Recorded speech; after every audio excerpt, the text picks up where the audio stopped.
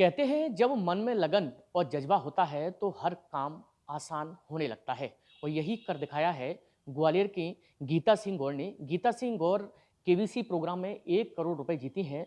उम्र 53 साल है लेकिन जज्बा आज भी कायम है। वह हम इस वक्त हमारे साथ मौजूद है। मैम, सबसे पहले आपको बधाई। 1 करोड़ रुपए जीतना इस उम्र में देखा जाता है कि महिला अपने बच्चों को अपनी पारिवारिक में व्यस्त रहती हैं। इसके बावजूद भी आप इतने मुकाम पे पहुंची हैं आप। देखिए, सबसे बड़ी बात ये है कि आपके अंदर कुछ करने का अगर जज़्बा है, तो आत्मविश्वास बना के रखिए अपना। अगर आपके अंदर जज़्बे के साथ-साथ विश्वास है कि मैं कर सकती हूँ, तो प्रयास करिए शुरू। और अगर आप प्रयास करेंगे, थोड़ा-थोड़ा प्रयास करते-करते और आप जिस मुकाम पे पहुँचना चाहते हैं, उस मुकाम पे पहुँच सकते हैं। मैम, केबीसी प्रोग्राम के लिए कब से शुरुआत की थी आपने? कब से इसकी तैयारी करना शुरू कर दी थी? कितने साल से आप कर रही हैं तब जाके ये आज हॉट सीट पे आप पहुंची थी? लगभग 16-17 साल, बीच-बीच में गैप भी होता रहा कि जैसे कि घर में कुछ अगर ऐसा प्रोग्राम है, बेटी की शादी है या कुछ भी, तो मैंने बीच में नहीं भी किया, मगर करीब 16-17 साल से मैंने ये सब प्रयास किया था।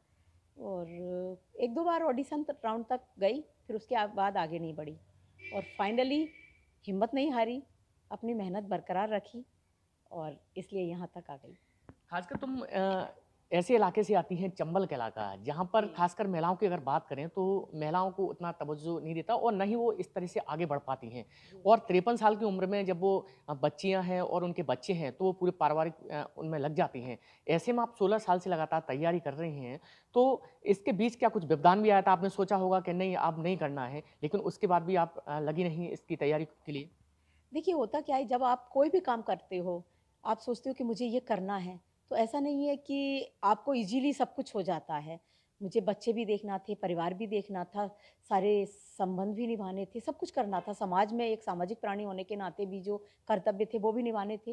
तो चुनौतियाँ तो हमेशा से थीं, पर सारी चुनौतियों के रहते हुए ये सारा समय कि पढ़ाई के लिए कौन-सा वक़्त मेरे लिए उचित होगा, मैं कब पढ़ सकती हूँ, कैसे पढ़ सकती हूँ, वो सारा मैंने अपने हिसाब से मैनेज किया। और उसके अलावा इंसान को प्रैक्टिकली नॉलेज बहुत मायने रखती है। जैसे कि हम लोग अक्सर कहीं भी जाते हैं तो बाई रोड जाते हैं, तो हमें मुझे शहरों की जानकारी, कौन-सा शहर किस नदी के किनारे बसा है, वगैरह-वगैरह जानकारी प्रैक्टिकली मतलब जो नॉलेज होती है, वो भी गेन करती रही क्योंकि मुझे मालूम था ये भी सारा धीरे-धीरे मेरे काम आएगा और मैम, इस तरीके से किया। जब वहाँ आप पहुँची तो कितना बड़ा चैलेंज था 1 करोड़ रुपए जीतना? क्या ऐसा आपको उम्मीद थी कि 1 करोड़ तक मैं पहुँच जाऊँगी? देखिए, जिस हिसाब से मेरी मेहनत थी और जो तैयारी थी, तो सोच मैं यही लेके गई थी कि मैं बड़े अमाउंट तक जाऊँगी। परंतु फिर भी नहीं कह सकती थी कि मैं कितना जीतूँगी या कहाँ तक पहुँचूँगी, ये मुझे आइडिया खुद को भी नहीं था। और मैं क्या, कोई भी इंसान वहाँ पहुँचने वाला ये आइडिया नहीं लगा सकता, चाहे वो सिविल सर्विस की तैयारी करने वाला एक स्टूडेंट हो या मेरे जैसी गृहिणी हो। पहले से कोई दावा नहीं कर सकता कि मैं इतना जीतूँगी या जीत सकता हूँ। वहाँ पहुँच के जो मेरा पढ़ा हुआ था, सालों-साल की जो मेहनत थी, वो मेरा ज्ञान काम आया। मुझे प्रश्न ऐसे मिलते गए, जिनके सभी के प्रश्नों के उत्तर ज़्यादातर के मेरे पास थे।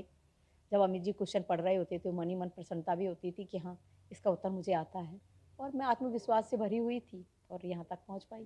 तो अमित अमित जी से भी आपकी चर्चा हुई होंगी, खासकर ग्वालियर और यहाँ का माहौल के बारे में। क्या कुछ चर्चा हुई, ऐसा कुछ आपने भी बोला होगा कि ग्वालियर आइए, या फिर आपकी जो इच्छा थी वो आपकी पूरी हुई अमित जी को मिल के? देखिए, सच बात बताऊँ, मेरा सबसे बड़ा उद्देश्य था हॉट सीट पे पहुँचना और जैसा मैंने पहले भी कहा है कि ये ज्ञान का प्रोग्राम है और इस सामान्य ज्ञान की तरफ मेरा रुझान जिनकी वजह से था, वो थे सिद्धार्थ बसु जी।